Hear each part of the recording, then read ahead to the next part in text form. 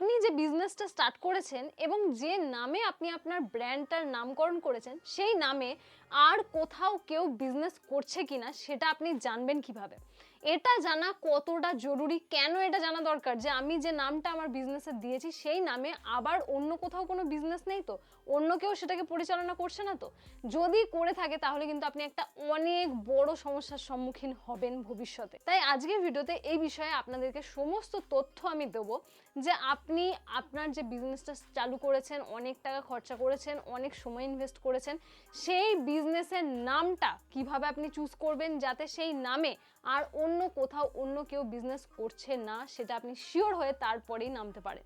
যদি আপনি ভাবেন যা কিছু একটা নাম আমি দিয়ে দেবো এবং সেই ব্র্যান্ড আমি চালু করে দেবো, তারপরে সেই ব্র্যান্ডকে আমি রেজিস্ট্রেশন করব এবং অনেক বড় স্বপ্ন আপনি দেখছেন আপনার ব্র্যান্ড নিয়ে, কিন্তু আপনি জানেনও না যে আপনি যে ব্র্যান্ড নেম দিয়ে শুরু করেছেন সেই নামটা কিন্তু আগে থেকে কেউ ইউজ করছে, আগে থেকেই সেই ব্র্যান্ডটা রয়েছে, এটা যদি আপনি না জেনে বিজনেস স্টার্ট করেন তাহলে কিন্তু অনেক সমস্যা।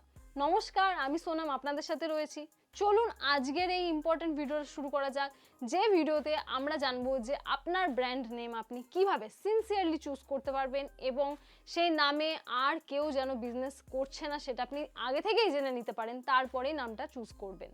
কারণ বিজনেসের নাম দিয়েই কিন্তু আমাদের সমস্ত কিছু চলে, আমাদের জিএসটি থেকে শুরু করে, আমাদের ট্রেড লাইসেন্স থেকে শুরু করে, আমাদের রেজিস্ট্রেশন মানে কোম্পানি রেজিস্ট্রেশন থেকে শুরু করে সমস্ত কিছুই কিন্তু নামের ওপরেই নির্ভর করছে। তাই চলুন আজকের ভিডিওটা শুরু করা যাক। আপনিও যদি চান যে অ্যামাজন, ফ্লিপকার্ট, মিশো এই সমস্ত জায়গায় আপনি সেল করবেন, আপনার একটা অনলাইন স্টোর আপনি ক্রিয়েট করবেন, আপনার নিজস্ব একটা ওয়েবসাইট করবেন, সব কিছুর জন্যই আপনার নামটা সবার আগে জরুরি। তো আমরা কি করে জানবো যে আপনি যে নামটা চুজ করেছেন? আপনি হয়তো একটা বিজনেস করবেন এবং আপনার ফ্যামিলি মেম্বারদেরকে বসিয়ে নিয়ে ভাবছেন যে কি নাম দেওয়া যায়, তারপরে আপনাদের সবার যেটা মনে হলো যে সুটেবল, খুব সুন্দর এই নামটা, তারপরে আপনি সেই নামটা বিজনেসে রেখে দিলেন। আপনি জানেনও না যে সেই নামটাতে আগে কেউ বিজনেস করছে কিনা, অলরেডি কেউ বিজনেসের রেজিস্ট্রেশন করে নিয়েছে কিনা, এটা আপনি জানেন না। আপনার পছন্দ হয়েছে, আপনার পরিবারের সাথে মিলছে নামটা, বা আপনার সাথে মিলছে নামটা, আপনার ছেলের নাম, মেয়ের নাম, যা কিছু আপনার ভালো লেগেছে সেই নামটাই আপনি রেখে দিয়েছেন বিজনেসে। এরম করলে হবে না, আবেগের বশে বিজনেসের নাম চুজ করতে যাবেন না। বিজনেসের নাম কিন্তু খুব সিনসিয়ারলি চুজ করতে হবে।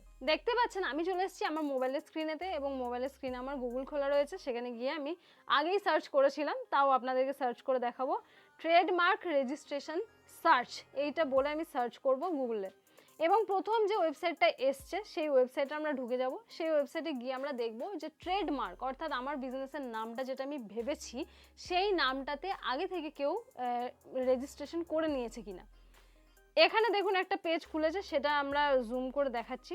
এখানে প্রথমে রয়েছে ওয়ার্ড মার্ক, তারপরে রয়েছে ক্লাস, তারপরে রয়েছে একটা ক্যাপচা। এই তিনটে ফিল করলেই আমরা দেখতে পাবো যে আমি যে নামটা চুজ করেছি সেটা আগে থেকে রেজিস্ট্রেশন হয়ে আছে কিনা। তো এখানে ক্লাস যেটা দেখতে পাচ্ছেন সেই ক্লাসটা আপনারা কিভাবে বার করবেন সেটা আমি এরপরেই দেখাচ্ছি। প্রথমে আমরা সার্চ করে কিছু দেখে নেব। তো এখানে দেখুন ওয়ার্ড মার্ক যেখানে রয়েছে সেখানে লেখার জায়গা রয়েছে, সেখানে আমরা লিখব বিবা। বিবা বলে একটা ব্র্যান্ড অলরেডি রয়েছে মার্কেটে, সেটা আমি জানি, তাই আমি সার্চ করে দেখাচ্ছি আপনাদেরকে। তো বিবা বলে সার্চ করব, এবং বিবা যেহেতু একটা জামা কাপড় রিলেটেড ব্র্যান্ড তার জন্য আমি এখানে 25 নাম্বার লিখবো, ক্লাসের জায়গায় আমি 25 লিখবো। এটা আপনারা কিভাবে ঠিক করবেন এটাও একটু পরে আমি আপনাদেরকে দেখাবো। তো ক্লাসের জায়গায় 25 লেখার পরে এখানে ক্যাপচা রয়েছে, সেটা আমি দিয়ে দেবো। ক্যাপচা মানে হচ্ছে এই উপরের ছবিতে যা কিছু দেখতে পাচ্ছি কাটা চিহ্ন দেওয়া রয়েছে তার ভেতরে যে নাম্বারটা রয়েছে সেটা আমাদেরকে ফিল করতে হবে। তো এখানে যা যা লেখা রয়েছে আমি দিয়ে দিলাম। তারপরে এখানে সার্চ বাটনে ক্লিক করে আমি সার্চ করলাম। দেখুন এখানে নিচে কি দেখাচ্ছে, বিবা কিন্তু অলরেডি একটা রেজিস্টার্ড ব্র্যান্ড, যেখানে কিন্তু প্রোপাইটারের নামও দেখাচ্ছে আর তার নিচে কিছু দেখাচ্ছে অ্যাপ্লিকেশন নাম্বার, যেগুলো আমি হাইড করে দিয়েছি। এখানে দেখতে পাচ্ছি আমরা এই নামে কিন্তু অলরেডি একটা ব্র্যান্ড রেজিস্ট্রেশন হয়ে রয়েছে। এই নাম দিয়ে যদি আমি আমার বিজনেসটাকে ওপেন করি তাহলে অনেক সমস্যা হবে। কি সমস্যা না, আমি কোনোদিনও কিন্তু এই নামটাকে রেজিস্ট্রেশন করাতে পারবো না, ব্র্যান্ড নেম হিসেবে রেজিস্ট্রেশন করাতে পারবো না, ট্রেডমার্ক পাবো না, তার কারণ এটা অলরেডি রেজিস্টার্ড রয়েছে। এখানে দেখুন নিচে যে শো ডিটেলস বলে অপশনটা আছে, সেই শো ডিটেলস আমি ক্লিক করার পরে পাশে আমাদেরকে এই ব্র্যান্ড সম্পর্কে আরো অনেক কিছু দেখিয়ে দিচ্ছে। এই ব্র্যান্ডটা কিন্তু 1986 সালে রেজিস্টার্ড হয়েছে, এবং এই ব্র্যান্ডটা কি করে না হোশিয়ারি গুডস এবং রেডিমেড গার্মেন্টসের ব্যবসা করে।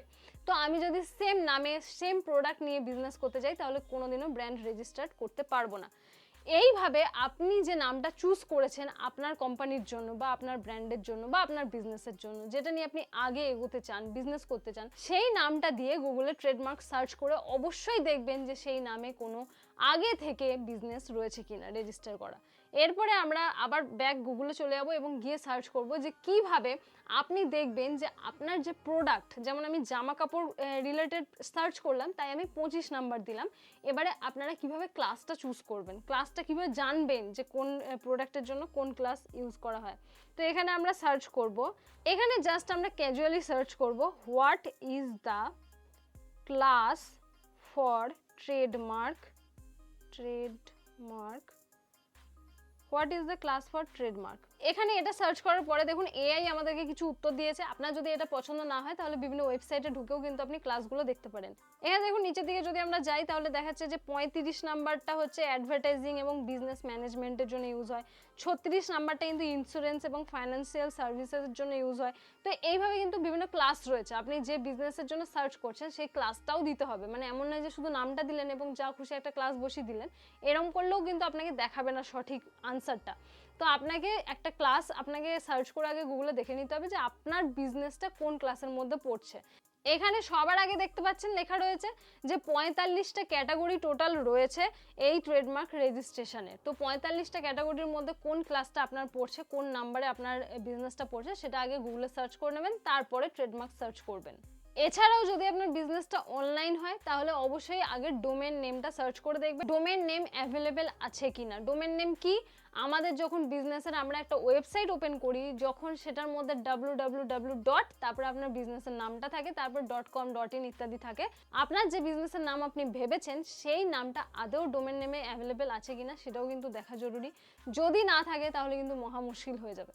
তো সেই ডোমেন নেমটাও দেখবেন এবং তার সাথে সাথে ট্রেডমার্কটাও ভালোভাবে দেখে নেবেন সার্চ করে যে আপনার নামে আগে থেকে কোনো বিজনেস আছে কিনা। যদি থাকে তাহলে ভুল করেও সেই নামটা নিজের বিজনেসে রাখবেন না, সেটাকে একটু ওলটপালট করে অন্যরকম নাম রাখবেন।